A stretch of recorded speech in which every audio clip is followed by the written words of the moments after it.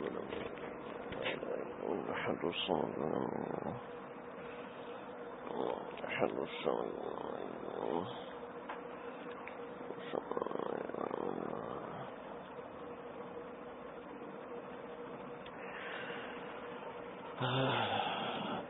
لله نحمده ونستعينه ونستغفره ونعوذ بالله من شرور أنفسنا ومن سيئات أعمالنا من يهده الله فلا مضل له ومن يضلله فلا هادي له ونشهد أن لا إله إلا الله ونشهد أن محمدا عبده ورسوله أما بعد فأعوذ بالله من الشيطان الرجيم بسم الله الرحمن الرحيم وتوبوا إلى الله جميعا أيها المؤمنون لعلكم تفلحون وقال النبي صلى الله تعالى عليه وسلم التائب حبيب الله وقال النبي صلى الله تعالى عليه وسلم التائب من الذنب كمن لا ذنب له أو كما قال عليه الصلاة والسلام. اب آگے آ جائیں تھوڑا سا جگہ سے کھلی ہوئی ہے، خالی جگہ ہوتی ہے، ایسے لگتا ہے کہ وہ مزہ نہیں آتا اس سے خالی جگہ کو دیکھ کے، چاہے ایک سننے والا ہو، چاہے دو سننے والے ہوں، چاہے 20 ہوں. اب تو ماشاءاللہ کافی لوگ ہیں سننے والے. ایک بھی ہو، ہمارے حضرت شیخ حضرت صوفی شاہ فیروز عبداللہ میمن صاحب دامت برکاتہم فرماتے ہیں کہ ایک مسجد میں ہم لوگ گئے، وہاں پر تبلیغی جماعت کی تعلیم ہو رہی تھی. تو حضرت نے فرمایا کہ اس آدمی کے خلاص پہ میں آج بھی رشک کرتا ہوں، آج بھی خوش ہوتا ہوں اس آدمی کے خلاص پر، کہ اللہ کا شکر ہے کہ ایسے لوگ بھی کائنات میں موجود ہیں کہ اس کے سامنے صرف ایک آدمی بیٹھا ہوا تعلیم سن رہا تھا اور وہ فضائل اعمال سے تعلیم کر رہا تھا، اور ایسے شوق اور ایسے ولولے سے کر رہا تھا، ایسی خوشی سے کر رہا تھا جیسے اس کے سامنے کئی لوگ بیٹھے ہوں. حضرت فرماتے ہیں کہ میں دیکھ کر حیران رہ گیا کہ وہ جو ایک آدمی بیٹھا تھا وہ بھی سویا ہوا تھا. یہ دین کے لیے بیٹھنا اور دین کے لیے مجلس سننا، اپنا وقت نکالنا، یہ بہت بڑی سعادت ہوتی ہے.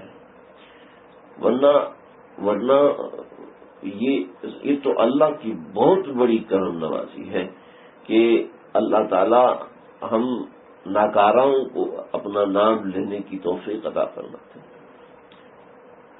ورنہ قسم خدا کی اس زبان کو اگر 1000 بار بھی مشک عنبر سے دھویا جائے تو یہ اللہ کا نام لینے کے قابل نہیں ہے.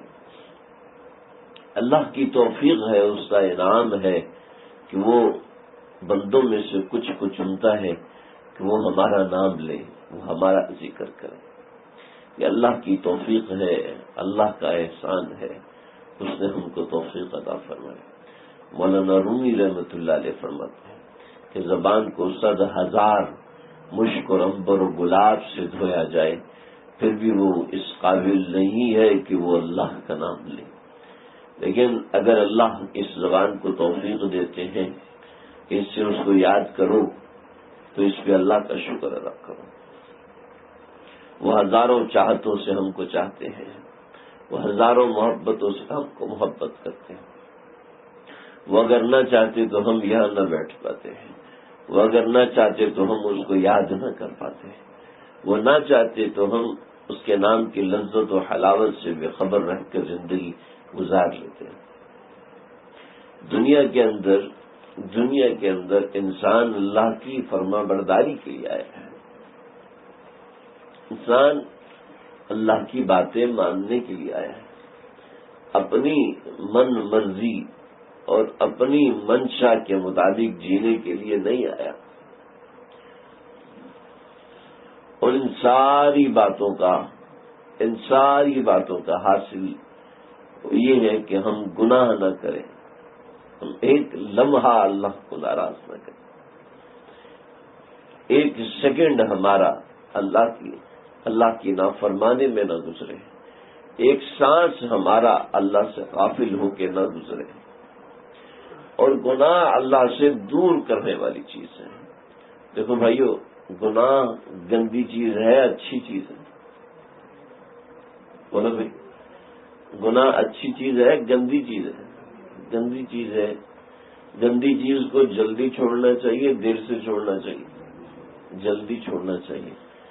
دیکھو ٹی وی دیکھنا یہ بھی گناہ ہے، نامحرم مردوں کو دیکھنا یہ بھی گناہ ہے، نامحرم مردوں کو اپنا آپ دکھانا یہ بھی گناہ ہے. آج ہماری مائیں بہنیں اس دھوکے میں آ جاتی ہیں کہ بھئی چہرے کا پردہ تو قرآن میں نہیں ہے. چہرے کا پردہ تو قرآن میں نہیں ہے. جب چہرے کا پردہ قرآن میں نہیں ہے تو پھر تو آپ مولوی لوگ کہاں سے پردہ نکالے گا؟ جیسے ایک خاتون نے مجھ سے پوچھا، مسئلہ فون کیا کہ بھئی کیا ہوتا ہے، داماد ہوتے ہیں نا، سالی کس ہوتی ہے؟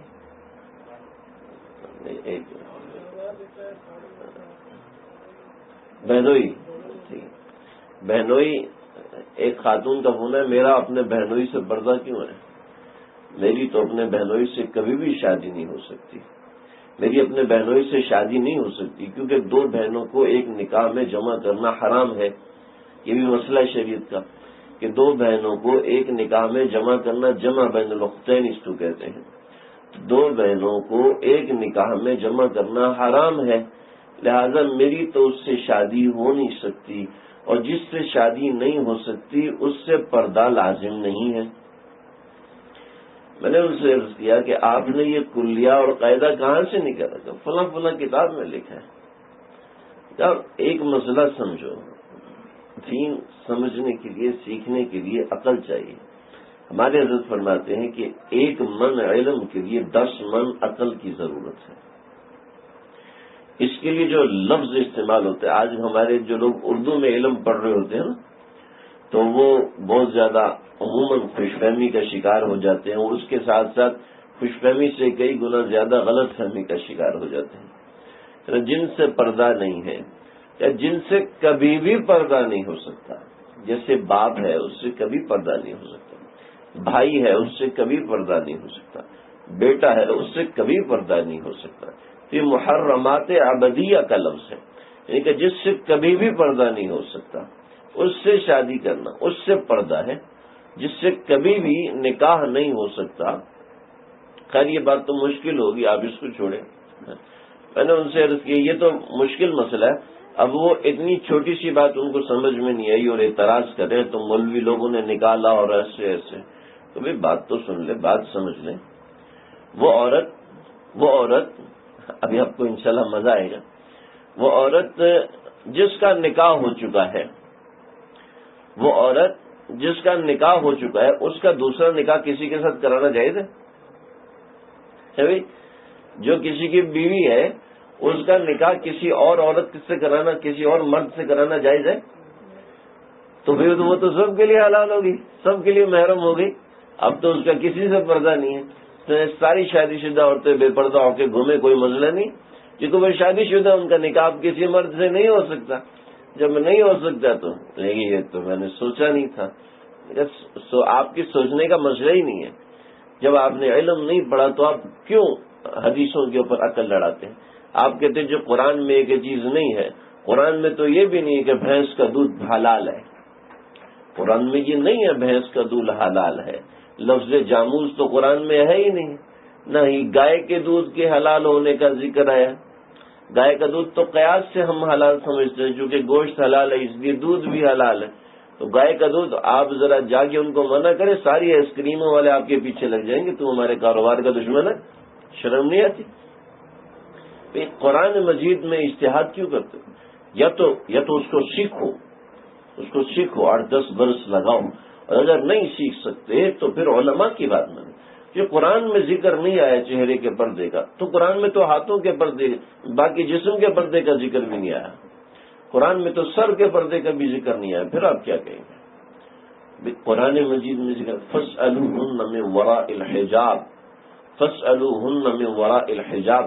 جب اپنی ماؤں سے تم نے مسئلہ پوچھنا ہے، کسی اور عورت سے تو مسئلہ پوچھ ہی نہیں سکتے.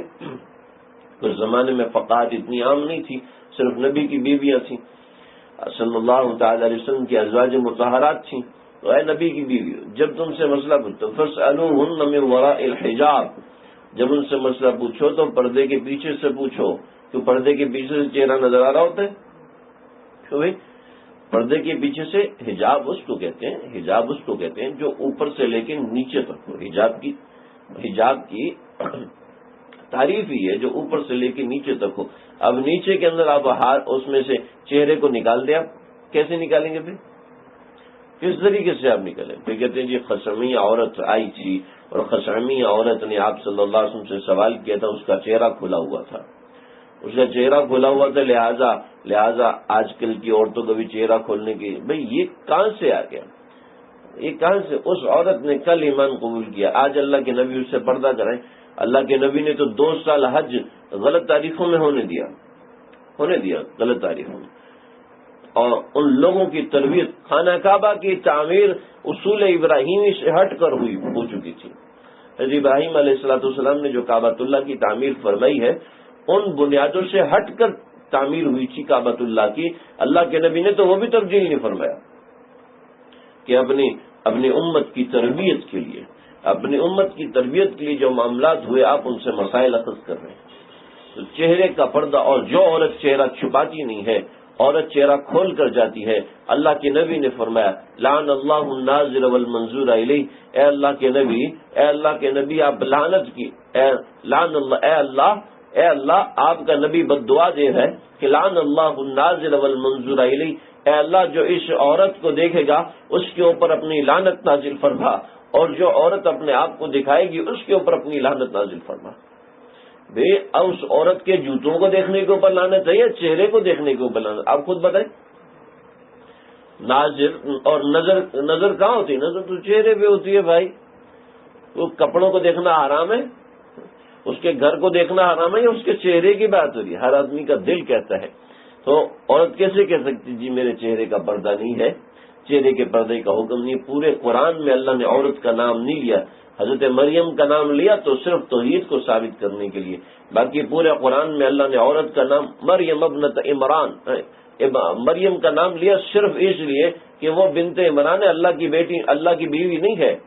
یہ بات سمجھ لو، یہ بات ذہن میں بٹھا لو کہ وہ اللہ کی بیوی نہیں ہو سکتی. اور جو اس طرح کی بات کہتے ہیں زمین آسمان پھٹ پڑے گا کہ وہ اللہ کے لیے کہ ان تعود للرحمن ولدا، کہ تم رحمان کے لیے اولاد ثابت کرتے ہو، رحمان کے لیے اولاد کا دعویٰ کرتے ہو، زمین آسمان پھٹ جائے گا.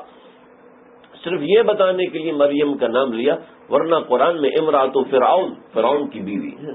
فرعون کی بیوی کا نام لیا. امرأۃ لوط اور لوط علیہ السلام کی بیوی. یہ فرعون کی بیوی کو تو کہہ کے مخاطب کیا، آسیہ نام نہیں لیا. وامرأۃ العزیز تراود فتاها عن نفسه. وامرأۃ العزیز، عزیز کی بیوی، عزیز کی گھر والی، اس کا نام نہیں لیا، اس کا نام ذکر نہیں کیا کہ زلیخا تھی یا فلانی تھی یا کوئی اور تھی. اس کا نام لینا پسند نہیں کیا. جس عورت کے نام کو بھی اللہ نے چھپایا ہے تو وہ عورت کہے کہ جی میرے چہرے کو چھپانے کا حکم نہیں ہے، یہ کیسے ہو سکتا ہے؟ جو عورت گھر سے باہر چہرہ کھول کے نکلے گی، یہ اسلام بہت ایکسٹریمسٹ ہے بھائی. یہ تو عورت کو شک کی نگاہ سے دیکھتے ہیں، عورت کو قبر کے اندر بند کر دیتا ہے، عورت کو اس لیے گھر میں بند کرتا ہے کہ اس کے حق کی حفاظت کے لیے. دیکھو بھائی، میں نے مائک پکڑا ہوا ہے، میری آواز نہیں کر رہی. اگر کوئی عورت مائک پکڑے گی تو اس سے مرد کی آواز نکلے گی، عورت کی آواز نکلے گی بھائی. آپ تو کوئی بھی چشمہ پہننے والا نہیں ہے. جو مرد چشمہ پہنتے ہیں آنکھوں پہ پہنتے ہیں، کانوں پہ پہنتے ہیں، آنکھوں پہ لگاتے ہیں نا. اور عورتیں چشمہ جو لگاتی ہیں وہ کہاں لگاتی ہیں؟ بازو پہ لگاتی ہیں، آنکھوں پہ لگاتی ہیں. لیکن وہی چشمہ ناک کے اوپر رکھتی ہیں، آنکھوں کے اوپر لگاتی ہیں، کانوں کے اوپر رکھتی ہیں، لیکن اس چشمے کا اسٹائل الگ ہوتا ہے. کیوں بھائی؟ ہوتا ہے کہ نہیں؟ مرد کے چشمے کا اسٹائل الگ ہوتا ہے. عورت جوتا ہاتھ میں پہنتی ہے، پاؤں میں پہنتی ہے. اب ذرا عورت کو مرد کا جوگر پہناؤ،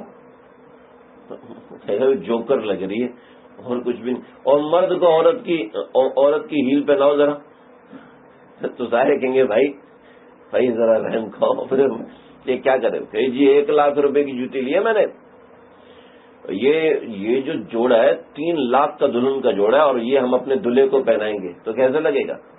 بہت اچھا لگے گا دلہا. حالانکہ اس کے پیٹ میں بھی 2 گردے ہیں, اس کے سینے کے اندر بھی 2 پھیپھڑے اور 1 دل ہے, سب کچھ ایک ہے, لیکن لباس الگ کیوں ہے؟ کیا وجہ؟ چلے لباس تو چلو الگ ہم نے کر دیا, اس کو ذرا عورت کو پہناؤ مرد کی چپل, عورت کو پہناؤ مرد کے دستانے ذرا. اور کامن چیز ہے, عام چیزیں ہیں, عام چیز ہے. حتیٰ کہ جو آنکھوں میں لینز لگتے ہیں جو لوگ پہنتے ہیں, کبھی نظر کے لینز ہے, کوئی فیشن کے لینز, وہ بھی مردوں کے الگ ہوتے ہیں عورتوں کے الگ ہوتے ہیں, ہوتے کہ نہیں ہوتے بھی. اور کپڑوں پہ لگنے والے بٹن مردوں کے الگ ہوتے ہیں عورتوں کے الگ ہوتے ہیں. اچھا جو مرد کپڑوں پہ پھول بنواتے ہیں نا, یہ جو پھول بنائے ہوتے ہیں یہ مردوں کے الگ ہوتے ہیں عورتوں کے الگ ہوتے ہیں. ایسا کیوں ہے؟ یہ چیز سمجھ میں آتی ہے کہ عورت کو اور چیز چاہیے اور مرد کو اور چیز چاہیے. یہ دنیا کی ڈیمانڈ ہے, لیکن نوکری عورت مردوں والی کرے گی. اس لیے کہ عورت کو مرد کی زبردستی شانہ بشانہ کھڑا کرنا ہے. اور سمجھیں آپ میری بات, میری کیا بات ہے, بزرگوں سے سنی ہوئی باتیں ہیں, اللہ میرے دل میں اتار دے, ہم سب کے دل میں اتار دے. دیکھیں پانی کی فطرت ہے اوپر سے نیچے آنا, ہے نا. آپ پانی کو نیچے سے اوپر چڑھاتے ہیں تو کتنی مشقت ہوتی ہے نا. اس کے لیے آپ کو موٹر لگانی پڑتی ہے, پائپ لگانا پڑتے ہیں, L shape T shape leakage check کرنا ہے, اور پھر اس کو ٹینکی میں محفوظ کرنا پڑتا ہے. اور جب اوپر سے نیچے اتارنا ہے تو کیا کرنا پڑے گا؟ سمپل صرف ٹوٹی کھولو نیچے اتر آئے گا. جب آپ فطرت کے مطابق چیز لیں گے تو دنیا میں سکون آ جائے گا, اور فطرت سے ہٹ کے معاملہ کریں گے دنیا بے سکون ہو جائے گی. چنانچہ جن علاقوں میں عورت دفتروں میں جانا شروع ہوئی, جن علاقوں میں عورتیں بازاروں کی زینت بننا شروع ہوئی, جن علاقوں میں عورتیں ویٹر کا کام کرنے لگیں, جن علاقوں میں عورتیں مردوں کے شانہ بشانہ کھڑی ہوئی, ہمیشہ بے سکونی, ہمیشہ پریشانی. وہاں کی بارز آباد ہو گئی, وہاں کے ہوٹل آباد ہو گئے, وہاں کے پارک آباد ہو گئے, وہاں کے اور برباد کیا ہوا؟ ایمان برباد ہو گئے, خاندان برباد ہو گئے, فیملی سسٹم برباد ہو گیا, اولاد کی تربیت برباد ہو گئی. وہ عورتیں تھیں جو اولاد کی تربیت ایسے کرتی تھیں کہ والی عبد الرحمان آئے اور بتانے لگے کہ میرا بیٹا ہار کے آ رہا ہے. ماں کہنے لگی نہیں, غلط رپورٹ ہے, میرا بیٹا شکست کھا کے نہیں آ سکتا. شریعت کا مسئلہ ہے کہ دشمن سے جنگ ہو رہی ہے, ہماری فوج کے 100 سپاہی ہیں اور دشمن کی فوج کے 150 سپاہی ہیں, اور انہوں نے زوردار حملہ کیا ہے. ہماری فوج کے لیے بھاگنا جائز نہیں ہے, سمجھ رہے, بھاگنا جائز نہیں ہے. اب دشمن کی فوج کے ہو گئے 250 اور ہماری پاکستان کی فوج کے ہو گئے 100. اس صورت میں بھاگنا جائز ہے, لیکن 250 100 کے مقابلے میں بہت بڑی تعداد ہے, لیکن 100 کے مقابلے میں 200 ہیں تو تب بھاگنا جائز نہیں ہے. اگر بھاگ گیا تو گناہ کبیرہ ہوگا. تو ماں کہنے لگی میرا بیٹا بھاگ کے آ جائے, گناہ کبیرہ کرے اور علل اعلان کرے, ناممکن ہے, ایسا نہیں ہو سکتا. کہ میری انٹیلیجنس کی رپورٹ ہے. تیسرے دن جب والی عبد الرحمان کا بیٹا پہنچا تو پتہ چلا کہ جیت کر آیا, ہار کے نہیں آیا, جیت کا ہے. کہا تجھے کیسے یقین نہیں آ رہا تھا کہ میری انٹیلیجنس کی رپورٹ غلط ہے؟ تو کہنے لگی کبھی اس کو لقمہ حرام نہیں کھلایا, کبھی اس کو بسم اللہ کے بغیر کھانا نہیں کھلایا. ہماری عورتیں تو بچوں کو ڈانٹتے ہوئے کھانا بناتی ہیں اور بچوں کو ڈانٹتے ہوئے منہ میں ٹھوستی ہیں, بچوں کو ڈانٹتے ہوئے کھانا کھلاتی ہیں, اور یہ نہیں دیکھتی کہ بچے نے سر ڈھکا ہوا ہے, اس نے ہاتھ دھوئے ہیں, کھانا پکاتے وقت وضو کا اہتمام کیا تھا یا نہیں کیا تھا, بچہ سنت کے مطابق بیٹھ رہا ہے, دسترخوان اونچا اور ہم نیچے, یا ایسا تو نہیں ہے کہ دسترخوان نیچا ہے اور ہم لوگ اوپر بیٹھے ہیں, دسترخوان اٹھانے کی دعا, اور صبح سے لے کے شام تک ایسا ماحول بچے کو دے, یہ ماں کو دینا ہے. یہ ماحول ماں کو دینا ہے. پھر مائیں شکوہ کرتی ہیں ہمارے بچوں کا دل ویڈیو گیم میں لگتا ہے. جو کھانا سبحان اللہ الحمدللہ بسم اللہ پڑھ کے کھایا جائے گا، جب ماں بچوں کو روزانہ بٹھا کے اللہ اللہ کا ذکر کرائے گی، لا الہ الا اللہ کرائے گی، پھر بتائے گی کہ اللہ اتنے پیارے ہیں، اللہ تم سے اتنا پیار کرتے ہیں، اللہ تم سے محبت چاہتے ہیں، اللہ نے تمہیں آنکھیں دی ہیں اس لیے دی ہیں کہ تم نے قیامت کے دن اللہ کو دیکھنا ہے. بیٹا اس سے کبھی نامحرم لڑکی کو نہیں دیکھنا. تمہارا دل چاہے گا کارٹون دیکھنے کو، تمہارا دل چاہے گا موسیقی سننے کو، تمہارا دل چاہے گا لڑکیوں کو دیکھنے کو، بیٹا ان آنکھوں کو کبھی خراب نہیں کرنا. اگر خراب ہو جائے تو یہ ماں کی ذمہ داری ہوتی ہے. یہ ماں اولاد کی تربیت کرتی ہے، ماں بچی کو سکھاتی ہے کہ بیٹی کچھ بھی ہو جائے. اب بات یہ ہے کہ ہماری ماؤں کے پاس اپنی اولاد کے لیے وقت نہیں ہوتا، باپ کے لیے اپنی اولاد کے پاس وقت نہیں ہوتا. کتنے والدین ہیں جو بستر پہ لیٹتے وقت اپنے بچوں کو نصیحت کرتے ہیں. نصیحت یعنی خوش کچھ کہانی سنائیں. کتنے والدین ہیں جو بچوں کو باہر، والدین کی ذمہ داری صرف یہ تھوڑی ہوتی ہے کہ بچے نے فیس مانگی اب دینی ہے، جی دینی ہے. اور بچے کو کیا پتہ باپ اس سے محبت کرتا ہے. محبت کے 3 حق ہوتے ہیں. دیکھیں ایک بات پہلے بتا دوں، بچے کو نہیں پتا ہوتا باپ اس سے محبت کرتا ہے. بچے کو یہ نہیں پتا کہ باپ نے صبح سے لے کے شام تک کھانا نہیں کھایا، یہ بھاگتا رہے اور بھاگ کے پہنچا ہے تاکہ اس کے لیے رکشے کا انتظام کر سکے. اس نے اسکول جانا ہے، اس نے مدرسے جانا ہے، وہ بھاگ رہا ہے، دوڑ رہا ہے اور بچے کے لیے کر رہا ہے. اور جب بچے سے چاہتا ہے کہ بچہ میری عزت کرے تو بچے کو تو پتہ ہی نہیں ہے نا کہ ابا نے اتنی بھاگ دوڑ کے میرے لیے رکشہ لگوایا، اتنی بھاگ دوڑ کے میرے لیے اسکول کی فیس کا انتظام کیا، بچے کو پتہ ہی نہیں ہے. بچے کو اس چیز کی خبر ہی نہیں. جب خبر نہیں تو اپنے دل میں باپ کی محبت کیسے محسوس کرے، ماں کی محبت کیسے ہو؟ اس کو پتہ ہی نہیں ہے کہ ماں کچن میں لگی ہوئی. ماں اس کا اظہار تو کرے. محبت کے 3 حق ہوتے ہیں. اگر ان تینوں میں سے اگر ایک بھی نہ ہو تو محبت کے نہیں ہوتی. یاد رکھیے گا، دل میں تو ہوتی ہے جی میں بہت محبت کرتی ہوں اپنی اولاد سے، میں بہت محبت کرتا ہوں اپنے والدین سے. پہلا حق، محبت جو ہوتی ہے بغیر کسی وجہ کی ہوتی ہے. یہ تو بڑا مالدار ہے، اس سے جڑ جاؤ. وہ جو مالداری کی وجہ سے جڑتے ہیں نا وہ محبت نہیں ہوتی، سمجھ لیں. جو کسی غرض سے کسی کے ساتھ جوڑ بناتا ہے، یہ بچہ ذہین ہے اس کو زیادہ توجہ دو، وہ محبت نہیں ہوتی، زیادتی ہوتی ہے.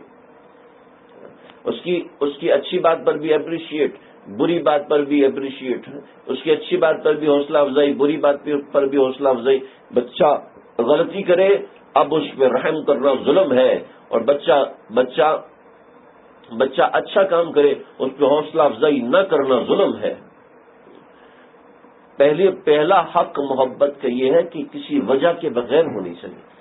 بس یہ وجہ کافی ہے میری اولاد ہے، یہ وجہ کافی ہے میرا بھائی ہے، یہ وجہ کافی ہے کہ میری بہن ہے، یہ وجہ کافی ہے کہ میری بیوی ہے. اس نے اتنی قربانیاں دی اور اس نے یہ کیا اور اس نے وہ کیا اور میں نے اتنی قربانیاں دی، مجھے چاہیے تھا کہ مجھ سے محبت ہوتی. نمبر 1 تو محبت بغیر کسی وجہ کے ہونی چاہیے، نمبر 1. نمبر 2، محبت کا اظہار ہونا چاہیے. اولاد کو بتائیں بیٹا میں اتنا بھاگا، الحمدللہ تمہارے لیے رکشہ لگوایا، دیکھنا وہ آپ کا شکریہ بھی ادا کرے گا، آپ سے خوش بھی ہوگا، آپ نے اس کے لیے یہ کیا، اس کو بتائیں. پھر اس کے ساتھ واقعات بھی سنیں. بچوں کو آپ کے 100 روپے سے زیادہ آپ کے 5 روپے کے وقت کی ضرورت ہوتی ہے.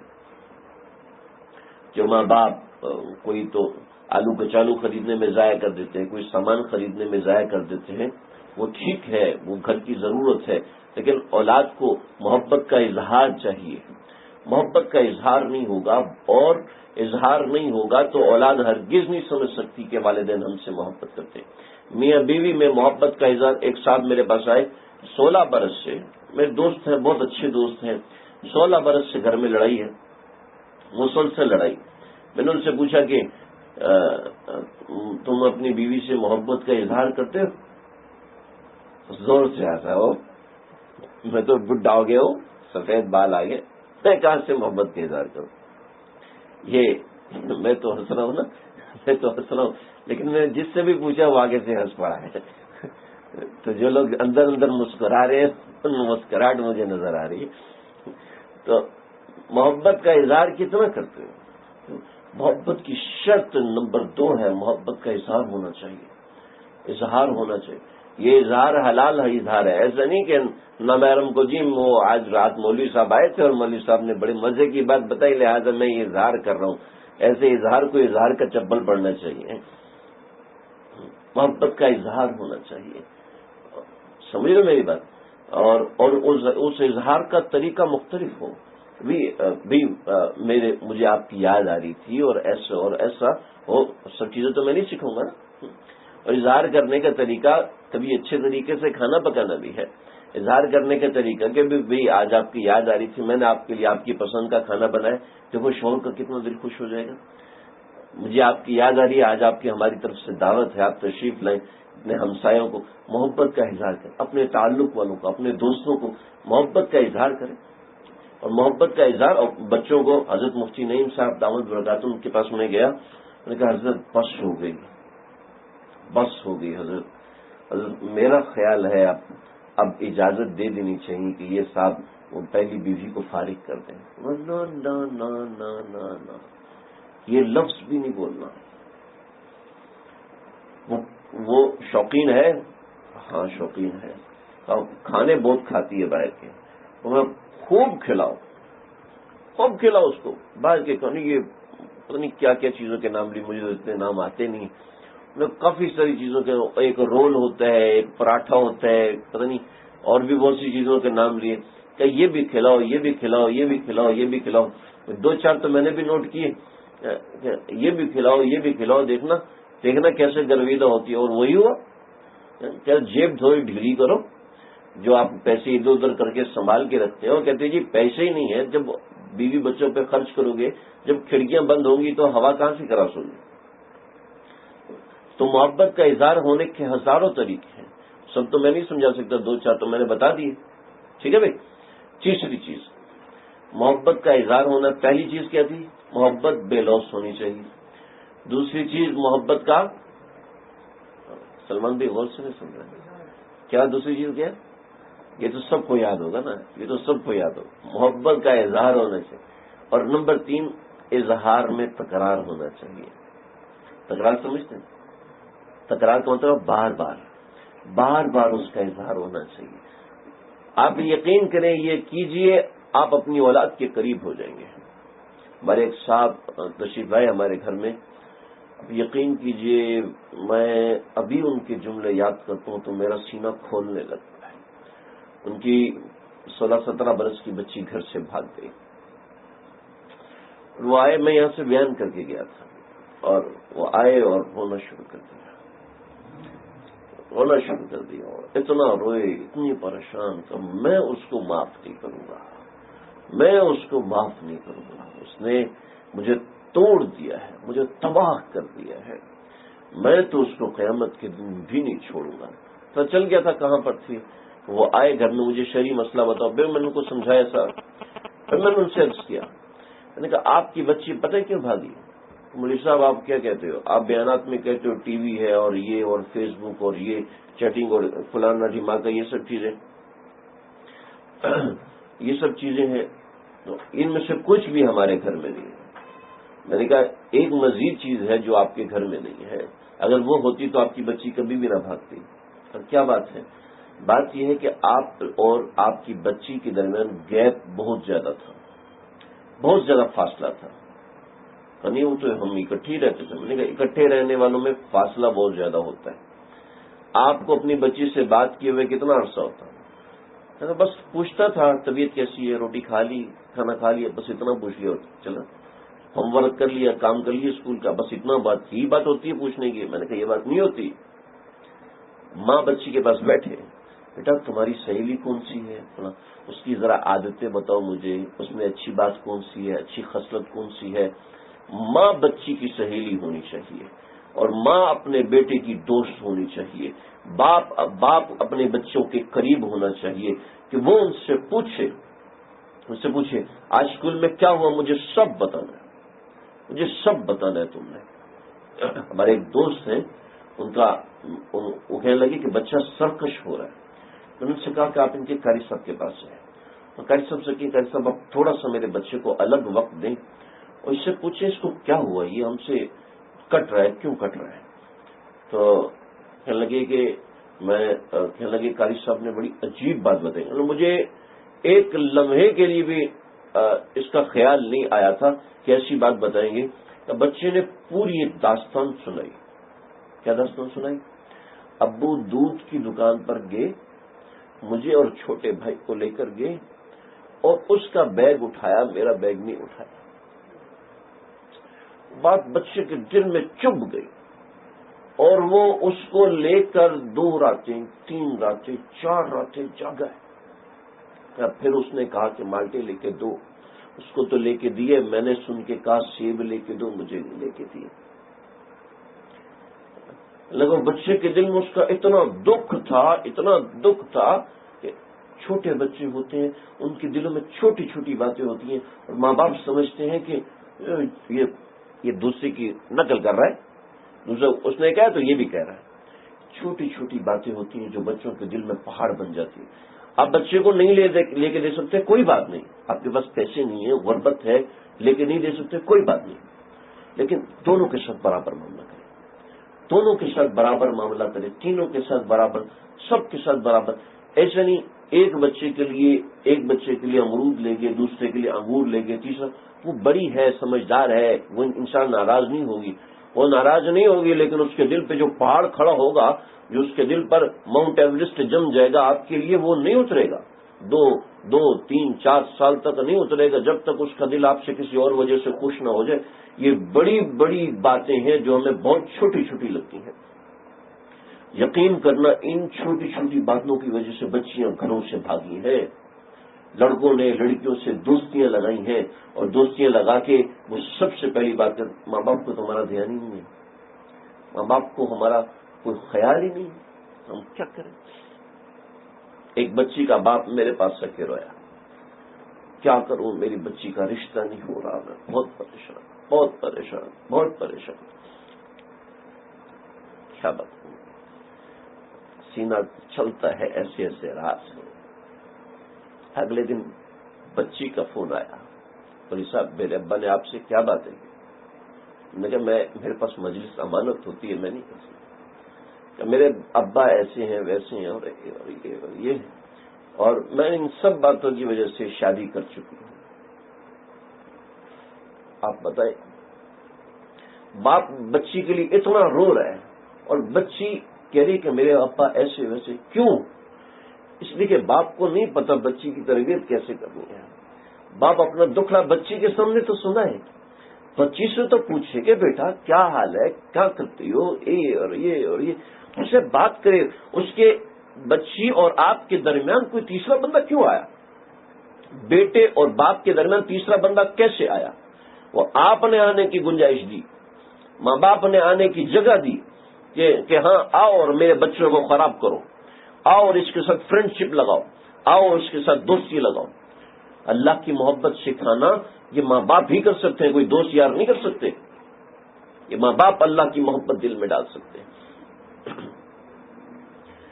تو میرے بھائیوں یہ چیزیں سیکھنی پڑتی ہیں. سیکھنے کے ساتھ تھوڑا دماغ یہ تین چیزیں دیکھیں. محبت سب کو ہوتی ہے، ماں کو اپنی اولاد سے محبت نہ ہو ایسا ممکن ہے، لیکن یہ محبت میں نے دیکھا ہے نفرت میں تبدیل ہے، اس لیے کہ درمیان میں کنیکشن نہیں ہے. محبت کے درمیان جب تک رابطہ اور واسطہ نہیں ہوتا محبت کہلانے کے قابل نہیں ہے. محبت میں یہ 3 چیزیں ضروری ہیں. پہلی بات تو آپ سب کو یاد، دوسری بات یہ کہ محبت کا اظہار، تیسرا یہ کہ محبت کے اظہار میں تکرار ہونا چاہیے. یہ آپ کا کسی سے بھی تعلق ہے، جس سے جس درجے کا تعلق ہے اس سے اس درجے کا یہ معاملہ ہونا چاہیے.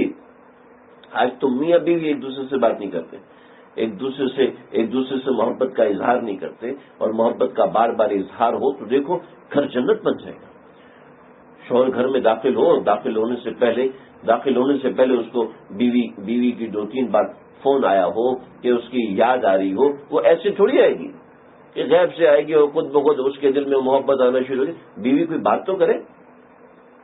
اللہ کے نبی صلی اللہ علیہ وسلم کے زمانے میں ایک صحابی تھے، یہ تو اس سے ریلیونٹ ہے، بات یاد آ گئی.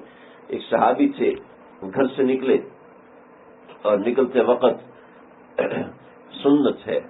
سنت یہ ہے کہ بیوی گھر کے دروازے تک چھوڑنے آئے اور پھر شوہر گھر سے نکلنے کی دعا پڑھ کے بایاں پاؤں باہر رکھے اور بیوی اس سے دعا کر کہے اور پھر وہ بھی دعا کر کہے. ایک عمل میں نے اپنے اکابرین کا سنا ہے، دیکھا تو نہیں ہے، سنا ہے اور بہت کثرت سے سنا ہے کہ جب بھی وہ گھر سے نکلتے تو ایک دوسرے کے اوپر آیت الکرسی پڑھ کے پھونک دیتے. گھر میں کوئی بھی ہے، بھائی ہے، بہن ہے، بھائی کے گھر میں گئے، ماموں چاچا ان کے گھر میں گئے، ان کے گھر جا کے کیا کیا، وہاں جا کے جب واپس نکلے تو ایک دوسرے پر آیت الکرسی پڑھ کے پھونک دیتے تھے. آیت الکرسی پڑھ کے پھونک دینے کی برکت یہ ہوتی ہے کہ زندگی میں ملاقات دوبارہ ضرور ہوتی ہے، یعنی کہ ایسے شخص کوئی بڑے حادثے کا شکار نہیں ہوتا، دوبارہ ملاقات عافیت کے ساتھ ہوتی ہے. تو گھر سے نکلے صحابی تو اہلیہ نے بھیجا، دعا کی درخواست کی. ایک دن گئے، کوئی کام نہیں ملا، خالی ہاتھ واپس. دوسرے دن گئے، کوئی کام نہیں. تیسرے دن گئے، کوئی کام نہیں. چوتھے دن بیوی جب یہ چلے گئے تو بیوی نے پیچھے سے آواز دی، ذرا واپس آئیے. آگے کیا ہوا؟ ہاں، کہنے لگی کہ آج چوتھا دن ہے، ہمارے گھر میں کچھ نہیں آیا. میں جانتی ہوں آپ کے دل میں میری محبت بہت کثرت سے ہے، بہت شدت سے ہے، لیکن 4 دن کے فاقے کی وجہ سے آپ یہ نہیں سمجھنا کہ میری کمر ٹوٹ چکی ہے. آپ میرے لیے کوئی لقمہ حرام نہ لے کے آئیے گا، چاہے 4 دن کا فقہ ہے. بتاؤ ذرا، جس کے پیچھے ایسی بیوی ہو وہ شخص کبھی حرام کما سکتا ہے؟ جس کے پیچھے ایسی ماں ہو وہ گھر میں کبھی حرام لے کے آ سکتا ہے؟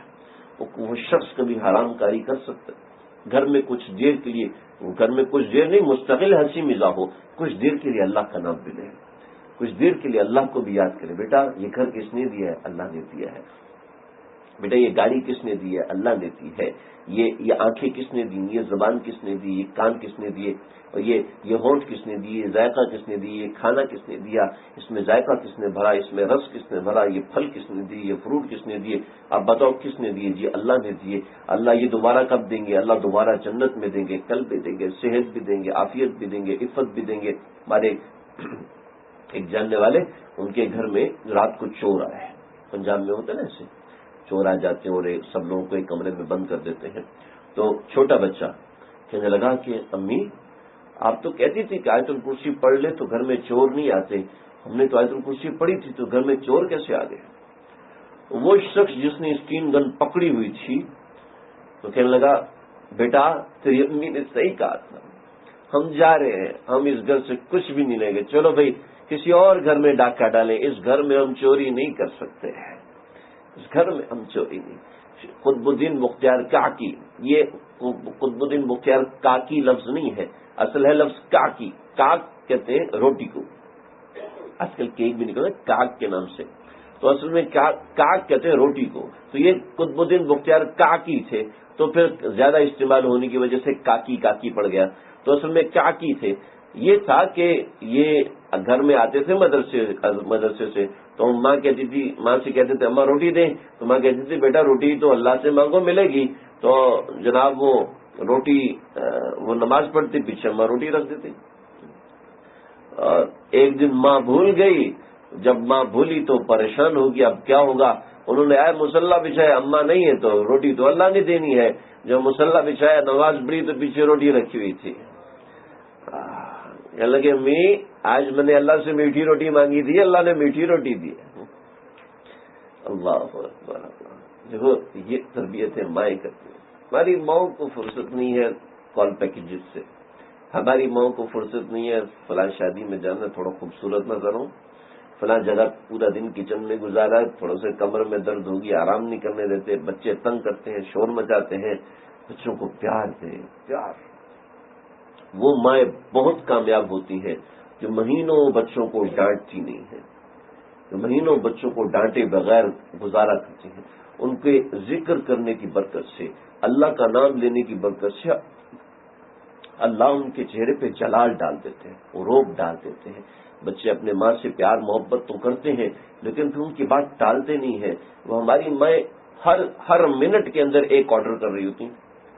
ہاں وہ گلاس لے کے آؤ, ہاں وہ بٹن بند کر کے آؤ, وہ ڈنڈا اٹھا کے لاؤ, وہ چپل ادھر پکڑاؤ, ہاں پانی کا گلاس پلاؤ. جب 1 منٹ میں 4 آرڈر کرے گا تو کیا کرے گا بچہ؟ بات سنے گا؟ نہیں سنے گا. وہ آہستہ کی اماں تو بولتی رہتی, بولنے دو اماں کو. بچے کو 1 دن میں 1 کام کہیں گے, دیکھو کیسے فرما برداری کرے گا. بعض بچوں کے مزاج میں فرما برداری ہوتی ہے, بعض بچوں کے مزاج میں نہیں ہوتی, پیدا کرنی پڑتی ہے. بہت سی کمیاں ہوتی ہیں بہت سے بچوں میں, اور بہت سی خوبیاں بھی ہوتی ہیں بچوں کے اندر. بچوں میں خوبی ہوتی ہے کہ وہ سوال کرتے ہیں, ان کو سوال کا جواب دیں. بچوں میں خوبی ہوتی ہے, ہمارے یہاں تجھے کیا پڑے, لائٹ کیسے آتی ہے, کہاں سے آتی ہے, بچوں کو بٹھا کے بتائیں, ہاں لائٹ بیٹا یہاں سے آتی ہے, یہ ہوتا ہے, یہ ہوتا ہے, یہ ہوتا ہے. اب جب بڑے ہوگے تو آپ کو یہ جگہ دکھاؤں گا بھی. اس کو وقت دیں. وہ سوال کرتا ہے, بچہ نقل کرتا ہے. تو جیسے بچوں کو بنانا چاہتے ہیں ویسے خود بن جائے. ہمارے حضرت شیخ دامت برکاتہم فرماتے ہیں جیسے بچوں کو بنانا چاہتے ہو ویسے خود بن جاؤ, بچے خود بخود آپ کی نقل کر دیں گے. اللہ تعالیٰ مجھے, اللہ آپ کو, ہم سب کو دین کی سچی سمجھ عطا فرمائے, دین کی سچی تڑپ عطا فرمائے, دین سیکھنے والا بنائے. تو بھائیو, اپنی یہ اولاد کے حوالے سے چند باتیں جو عرض کی ہیں, اللہ ہم سب کو سمجھنے کی توفیق دے. بس ایک بات جو میں کہہ رہا تھا وہ درمیان میں رہ گئی تھی کہ جو عورت ہے, عورت کے چہرے کا پردہ تو قرآن میں بھی ہے, فَاسْأَلُوهُنَّ مِنْ وَرَاءِ الْحِجَابِ اور يُدْنِينَ عَلَيْهِنَّ مِنْ جَلَابِيبِهِنَّ. جلباب اس کپڑے کو کہتے ہیں جو سر سے لے کے پاؤں تک پہنا جائے. جو گردن سے لے کے پاؤں تک پہنا جائے اس کو جلباب نہیں کہتے. جلباب عموماً اس کپڑے کو کہتے ہیں جو کہ ٹوپی والا برقع کہلاتا ہے. سمجھے, ٹوپی والا برقع کہلاتا ہے. جلباب اس کپڑے کو کہتے ہیں جو اتنا بڑا ہو کہ سر سے لے کے پاؤں تک اوپر نیچے کور کر لے. تو اس کا اصلی ترجمہ بنے گا ٹوپی والا برقع. لیکن ظاہر بات ہے اس کو سمیٹنا سنبھالنا آج کل کی عورتیں آسانی سے نہیں کر سکتی, نہ دیکھ سکتی ہیں, اور آج کل نظر کے معاملات ہیں, ایسے معاملات ہیں تو دوسرا برقع استعمال کر سکتے ہیں, تو اس میں بھی حرج نہیں. تو اس کے اندر چہرہ تو آ گیا بھائی, اور ٹوپی والے برقعے میں چہرہ نہیں آتا, یہ چہرہ درمیان سے اس میں سوراخ بنا ہوتا ہے. جلباب کہتے ہیں وہ کپڑا جو اوپر سے نیچے تک آئے. یہ تو قرآن میں مجید میں بھی ذکر ہے, پھر اور احادیث کے اندر بھی ذکر ہے, اور اتنی کثرت سے اس کا ذکر ہے. بھائی جب پردے کی آیات نازل ہوئی 4 ہجری میں, پردے کی آیات نازل ہوئی تو ایک خاتون گھر میں تھی, مسجد میں تھی, اور اس زمانے میں عورتیں مسجد جایا کرتی تھیں. عورت مسجد میں تھی, اپنے بچے کو بھیجا جاؤ گھر سے پردہ اتار کے لاؤ, اور وہ پردہ اتارا اور پردہ اتار کے گھر آئیں. شوہر نے کہا کہ بھئی اتنا زمانہ تم بے پردہ ہو کے نکلتی رہی, آج بھی چلی جاتی تو آ جاتی تو کیا تھا, پردہ شروع کر دیتی. کہ جب اللہ کا حکم آ گیا اس کے بعد کبھی ایسا تبدیلی کرنا, نافرمانی کرنا, یہ ہمارا مزاج نہیں ہے. بھائی اس بات کو سمجھے. ہماری بہت سی خواتین وہ الحمدللہ بات سنتی ہیں, باہر ممالک میں رہتی ہیں, اور وہاں ماشاءاللہ 100% پردے کے ساتھ رہتی ہیں, اور ہم سے اپنے وطن کے اندر جہاں ساری عورتیں پردہ اکثر عورتیں پردہ کر رہی ہوتی ہیں, پردے کے اندر جی گرمی لگے گی ہے, جہنم کی گرمی سے کم ہے. اللہ کے نبی صلی اللہ علیہ وسلم نے حضرت فاطمہ کو ایک بار دیکھا تو رونے لگے. حضرت فاطمہ نے پوچھا, ابا جی کیا ہوا, آپ کیوں روتے ہیں؟ تو آپ نے فرمایا کہ بیٹا مجھے تمہیں دیکھ کے ایک عورت یاد آ گئی جو جہنم کے اندر بالوں کے بل لٹکائی گئی تھی. یا رسول اللہ اس کا گناہ کیا تھا؟ آپ نے فرمایا وہ سر کھول کے باہر جایا کرتی تھی. اللہ ہم سب کی حفاظت فرمائے, سمجھنے کی توفیق عطا فرمائے. وآخر دعوانا الحمدللہ رب العالمین. اللہم ربنا تقبل منا.